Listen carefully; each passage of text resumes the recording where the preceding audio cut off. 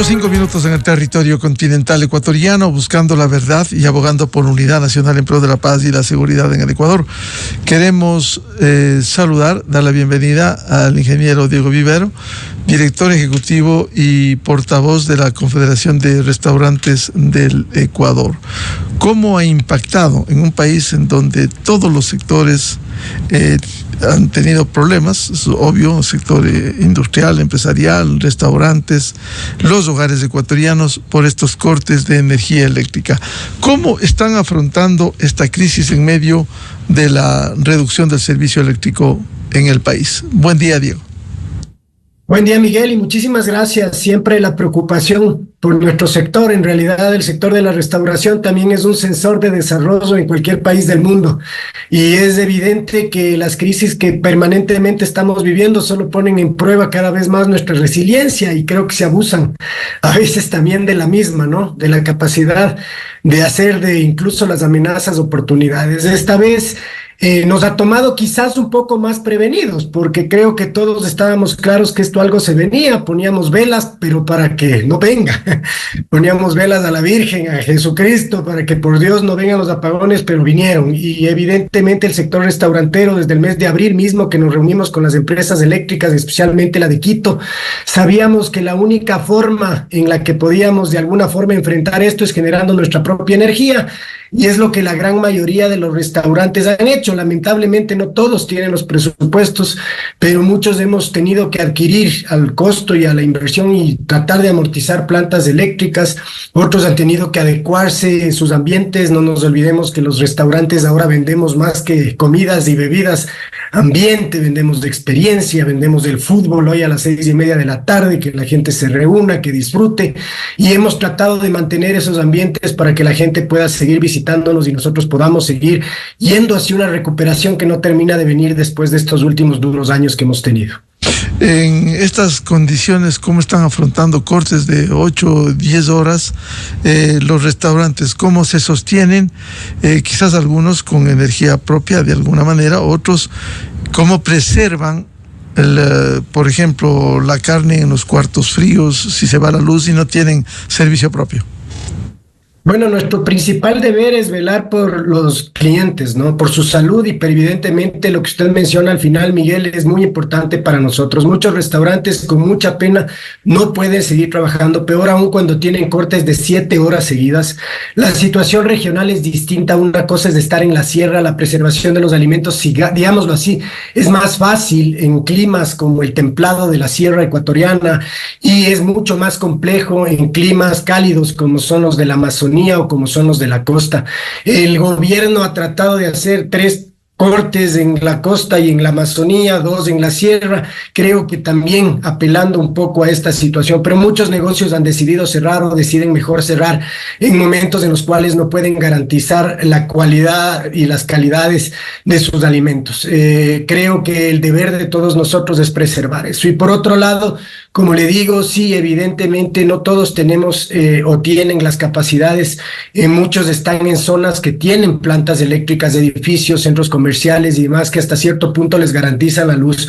Pero las plantas eléctricas, mal o bien, son mecánicas y también pueden sufrir algún tipo de daño. También cuestan la gasolina o el diésel, según lo que utilice.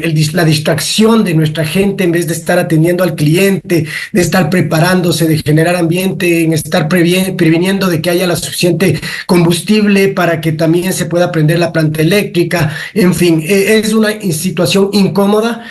Nosotros seguimos creyendo, pensando y teniendo fe en que va a ser de corto plazo en este sentido, es decir, que es hasta diciembre. Puede sonar muchísimo, pero esperamos que pronto a poco, los próximos años, el gobierno nacional, el que venga, tenga claro que esto no puede volverse a repetir, y que si la situación se repite, por lo menos no puede ser de los volúmenes que tiene y tiene que ir desapareciendo. Y exigimos al gobierno nacional, si algo es eso, y que nos deje trabajar. Lo único que tenemos para nosotros es el trabajo. El gobierno no nos ha ayudado absolutamente en nada. Ahora habla de préstamos, de que las plantas eléctricas vienen libres de aranceles, quizás extemporáneamente, cuando desde principios de año sabía que esto iba a pasar.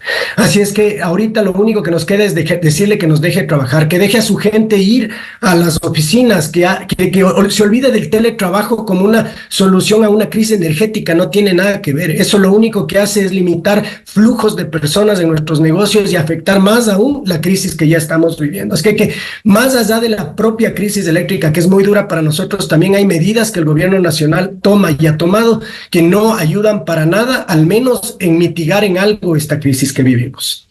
Ahora, cuando dice Diego Vivero que nos dejen trabajar, ¿qué implica eso? ¿Qué debiera hacer el gobierno?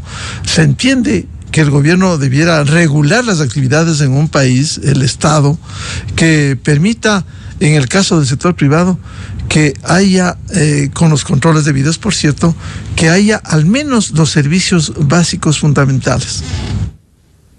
Así es, particularmente yo creo que permitirnos trabajar definitivamente tiene que ver con darnos los servicios básicos, pero es absurdo nosotros ahorita pedirle al gobierno luz cuando vemos que por más de que haga lo que sea no va a poder conseguir darnos luz. Entonces permitirnos trabajar significa por lo menos no mandar y seguir mandando mensajes afuera de que estamos en estados de excepción, hablar o dejar en el ambiente los toques de queda, el determinar a cada momento que tenemos problemas con que la gente vaya a sus trabajos y ponerlos en teletrabajo. En fin, yo creo que el gobierno nacional tiene que de una u otra forma comenzar a cambiar su narrativa. No pueden tapar el sol con un dedo. Hay una serie de problemas en el Ecuador, pero ya comencemos a hablar de soluciones reales y ser más que nada transparentes y francos. ¿Qué es lo que está pasando en el Ecuador? ¿A qué nos atenemos? No podemos seguir oyendo que el día de ayer, por ejemplo, sacan una noticia de que ya los apagones van a ser de 10 horas o antes de ayer, que no van a pasar de eso y de repente al día siguiente estar en 12 horas. Oír que esta semana ya los apagones no van a ser hasta las 12 de la noche, sino hasta las 10 de la noche, y ayer fue normalmente hasta las 12 de la noche.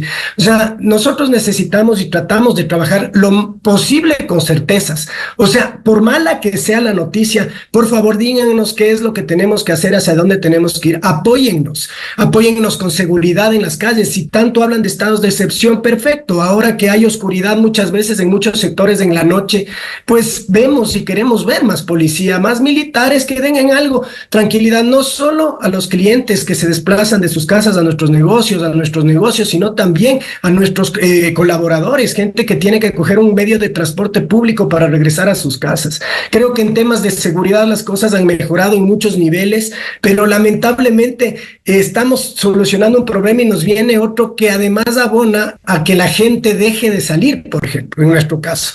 El rato en que la gente deja de salir, no hay sentido de abrir los negocios hasta la noche y se pierden empleos. Con la pérdida de empleos, otra vez hay gente que puede estar cooptando a la delincuencia. En fin, es un círculo vicioso muy duro. Creo que el gobierno tiene que ya comenzar a trabajar en círculos virtuosos, en buscar que la gente de una u otra forma recupere su estado de ánimo, que es muy difícil hacerlo, pero lamentablemente en negocios como nosotros y en el turismo en general es nuestra materia prima. El ecuatoriano está muy venido a menos. Tenemos que buscar la forma de, a pesar de la situación que vivimos, recuperar esa confianza en su país y ponernos a todos a luchar hacia adelante y poder salir adelante. ¿Y cuáles son las soluciones reales que pudieran implementarse a sabiendas de que este no es un problema que se va a arreglar de la noche a la mañana, pero sí venimos pregonando sentar las bases para una matriz energética equilibrada, preservar una infraestructura en muy buenas condiciones, no en colapso, una inversión suficiente con la participación del sector privado?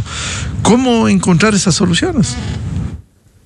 Ya quisiera yo saber, Miguel, cuál es la solución. Lamentablemente el tema es tan técnico y de errores pasados que hablar de soluciones de corto plazo las veo muy difíciles. Creo que la solución de corto plazo, y con lamento lo digo, es aprender a vivir con la crisis. O sea, creo que el ecuatoriano, así como hay países en el mundo que viven con guerras en la casa de al lado, o viven con tormentas o tremendos holocaustos naturales que tienen en los países, este es un holocausto natural producido por el ser humano, pero lamentablemente ya pasó. O sea, no podemos hacer nada con lo que se dejó de hacer hacia el pasado.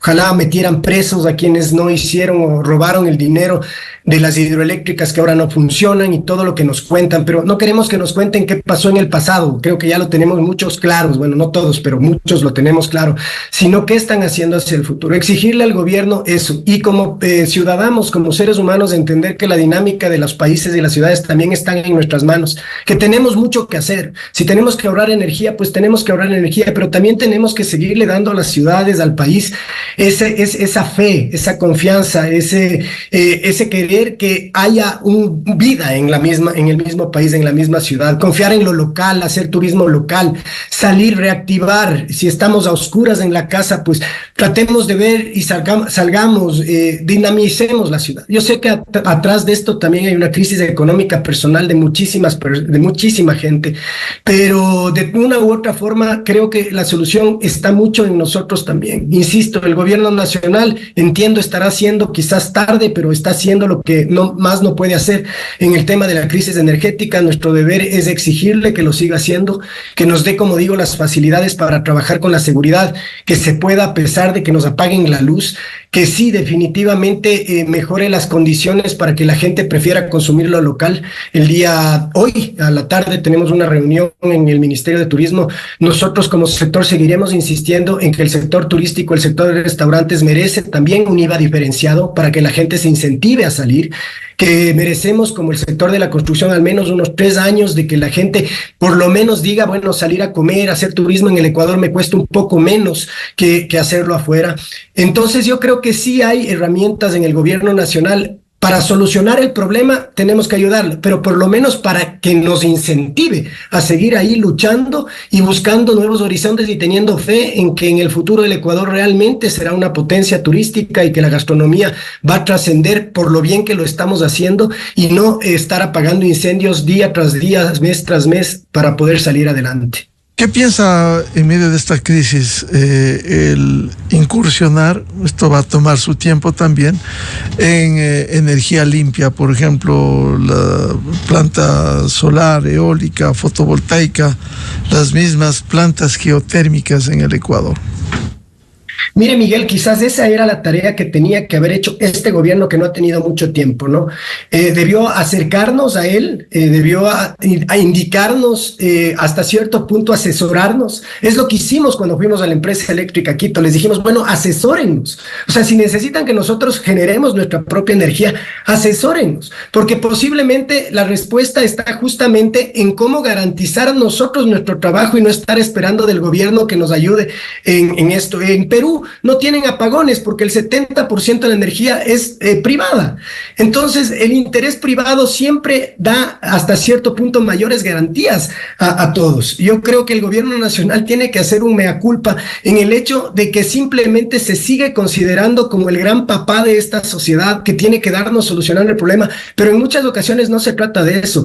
Traigamos equipos, explíquennos cómo hacerlo, indíquennos cómo ocuparlos, cómo ponerlos, y comencemos a trabajar en energía eólica, en energía limpia. Por supuesto que sí. Nosotros somos la industria de la salud, somos la industria que vendemos comida a la gente, somos la industria sin chimeneas que se llama. Más bien somos los más llamados a buscar todo lo que es energías limpias y a realmente colaborar para que el país cada vez tenga más productos relacionados al turismo que a otro tipo de productos que a veces son incluso contaminantes para el ser humano. Ecuador es un país bendecido en muchísimos sentidos. Yo creo que siempre es complicado vivir etapas como la que estamos viviendo, pero tenemos muchas otras cosas de las que podemos definitivamente ganar. No somos ni el peor país del mundo, no somos ni el mejor país del mundo, pero yo sí pienso que en muchos casos tenemos muchas cosas bendecidas. Una de esas es la actividad a la que yo a Dios gracias estoy,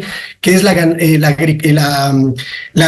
gastronomía, que potencia la agricultura, la ganadería, tantos temas que a nosotros realmente nos preocupan, porque con nuestra caída, si nosotros dejamos de vender, no solo hay puestos de trabajo en nuestros negocios que se pierden, también hay muchos agricultores que dejan de vender, hay muchos ganaderos que dejan de producir leche y tienen que deshacerse de sus vacas y demás. La cadena de valor en el turismo es inmensa, Miguel. Y creo que la solución y mucha de la solución del desarrollo económico de este país también está por acá. ¿Y cuál ha sido el impacto en estas semanas por falta de energía en los restaurantes? ¿Cómo les ha golpeado en su economía? ¿Cómo están funcionando en general? Bueno, Miguel, yo quiero ser muy claro en esto. Yo oigo que muchos de las cámaras de los gremios hablan de números y de cifras. Me parece un poco aventurado, les voy a ser muy honesto, no sé de dónde sacan realmente los números, pero yo no le puedo hablar de números. Le puedo decir que sí hay una reacción un poco extraña en nuestro sector. Mucha gente ha salido a nuestros restaurantes porque la oscuridad en sus casas más bien nos lleva a buscar sitios en donde puedan contar con internet, puedan por lo menos ver un partido de fútbol que se están perdiendo, un evento deportivo en las televisiones que nosotros brindamos y demás. Pero lamentablemente este está restringido especialmente a los centros comerciales y a quienes tenemos plantas y demás. Entonces, el impacto, yo le mentiría si le digo que es extremadamente alto, que la gente no está saliendo, sino el impacto es en aquellos restaurantes que no están pudiendo abrir, que no están atendiendo porque no tienen luz. El impacto está en aquellos productos perecederos de aquellos negocios que se están perdiendo. El impacto está en tener que comprar plantas eléctricas, en tener que reforzar nuestra seguridad. El impacto está en comprar combustible que no teníamos previsto en nuestro presupuesto y que a veces escasea o que las bombas de gasolina no nos lo quieren vender por cualquier tipo de pretexto. El impacto es psicológico porque todas las mañanas nos levantamos pensando en qué pasará el día de hoy, cambiarán los horarios, mejorarán, ya hacemos el impacto una semana y de repente el día miércoles nos cambian las condiciones. Entonces, estamos viviendo una situación bastante incómoda. Los números evidentemente no venían bien, este año ha sido muy duro, no vemos mayores cambios en el impacto en nuestros números de lo que venía, que como digo no eran buenos, y por el contrario entramos en uno de los trimestres que se supone que son los mejores para nuestro sector, en los cuales están las fiestas de fin de año, Navidad, fiestas de Quito, acabamos las fiestas octubrinas que son muy enfocadas en lo que es Guayas, Guayaquil, playas, vienen las fiestas de Cuenca y demás. Este es el trimestre en el que mucha gente realmente recupera mucho de lo que no pudo hacer los meses pasados, y mire lo que nos está pasando. Esto no puede volver a pasar. No recordamos una crisis energética de esta magnitud en el pasado, pero ahora la estamos viviendo y tenemos que aprender a vivir con ella. Tenemos simplemente, como digo, que pedirle al gobierno nacional decisiones claras y que sea claro en sus mensajes y su narrativa, que no puede ser que nos esté cambiando las reglas por un lado y que no esté presentando a un país en un estado en el cual nadie quiere venirnos a visitar durante todo este tiempo. Y peor aún, que el propio ecuatoriano realmente se limite y se encierre en sus casas porque si no hay consumo local, al menos negocios como los nuestros comienzan a decaer y más gente al desempleo no le hace bien, creo que a nadie. Claro, el problema es que el Ecuador no emprende soluciones definitivas. Podemos hablar al menos de eso. 3 últimas décadas en el gobierno de Sixto Durán Ballén, 92, 96 hubo la hora Sixto, se cambió la hora, vinieron los apagones. Es decir, ¿cuándo el país aterriza y sienta las bases para no vivir esta zozobra e incertidumbre con una matriz energética equilibrada que dé certezas? Precisamente, ¿qué plantean ustedes para que se le genere certezas en sus negocios? Bueno, en principio manejar los plazos, ¿no? Hay un corto, hay un mediano y hay un largo plazo. En el corto plazo necesitamos un gobierno sincero. No necesitamos una ministra romántica que sale a decirnos, sí, vamos a hacer todo lo posible, sino lamentablemente estas son las situaciones. Oh, hemos estado haciendo esto. No podemos vivir de que iban a traer una barcaza eléctrica, ahora resulta que no, que vienen otras soluciones, que nos expliquen qué representan esas soluciones. El común de los ecuatorianos no entendemos la crisis energética que vivimos. Quienes somos empresarios generalmente hablamos de no poner todos los huevos en la misma canasta. Queremos dar esa metáfora a la vida. Pusieron toda la energía eléctrica en una misma canasta y esa canasta lamentablemente se rompió. Y una vez que se rompe esa canasta, nosotros evidentemente comenzamos a tener las crisis que comenzamos a tener. Entonces, un poco que la planificación sea considerando los errores y aprendiendo de las lecciones. Claro, a diferencia de lo que sucede en países vecinos como Colombia y Perú, que no tienen estos indicadores, aquí en el país se apostó por la hidroelectricidad. Y ahí está la factura. Si dependemos de aproximadamente un 70% de la hidroelectricidad, deja de llover no hay agua en los ríos, no se llenan los embalses y no hay la generación eléctrica que necesita el país, cosa que no ha hecho Colombia, que no depende mayoritariamente de la hidroelectricidad, sino tienen parques térmicos operables que les permita la alternabilidad y no depender como nosotros. Por ello decía la necesidad de sentar las bases para que no haya esta incertidumbre, Diego. Sí, mire, para hablar un poco más específicamente en nuestro sector, lo hablamos en abril con la empresa eléctrica, justamente hay zonas especiales turísticas, hablemos en específico de Quito, pero muy aplicable a todo el país, ¿no? Hay zonas, pongamos un ejemplo, la Floresta o el Centro Histórico. ¿Qué posibilidades hay de instalar en estos sectores paneles solares, ya que permitan la energía de una buena parte del sector turístico dentro de estos sectores, aprovechando el sol que semanas atrás incendiaba prácticamente los bosques de la ciudad de Quito para convertirlo en energía? ¿Por qué no comenzamos a reunir a los barrios, a las ciudades y explicarles, hacerles entender? Porque también en esto, Miguel, no hemos hablado de algo que es muy importante y que nos pasa a los pequeños y medianos negocios, a los negocios familiares, que es el efecto de la especulación. Porque claro, en la desesperación de seguir trabajando, uno sale a comprar generadores y demás, y algunos negocios evidentemente se aprovechan de la situación, elevan los precios, esconden los productos, nos venden cosas que a veces no van a funcionar. Por ejemplo, en este tema de la energía solar, se venden ahora muchas cosas y le advierto a la gente que le venden con un criterio de calidad muy distinto al que realmente pasa. En media hora ya no produce la energía, no es la energía que jala, por ejemplo, refrigeradoras o congeladores y demás. Entonces, creo que si es que el gobierno nacional sabía que esto iba a pasar, ya no pasó, pero por lo menos a futuro tratemos de ser o educar mejor a los pequeños negocios, que son los que más se ven afectados, porque las grandes industrias, empresas, por último, tienen grandes plantas eléctricas que les abastecen, para ver cómo solventan sus problemas de corto plazo en el tema energético. Nadie nos ha asesorado. Nosotros, sin conocimiento de causa, hemos tratado de transmitirles a las empresas eléctricas lo que consideramos puede ser una solución como la que le estoy contando, de por lo menos ir por barrios no residenciales, sino más bien dicho, por barrios turísticos, como las zonas especiales turísticas en Quito, que están en la Floresta, que están en el Centro Histórico, que están en la República del Salvador, buscar alternativas y proyectos piloto para que, más allá de que haya o no haya luz en el futuro, más allá de que no cometan el mismo error de siempre jugarse a lo hidráulico, sino también vayan a lo eólico, que vayan a lo solar, más allá de eso,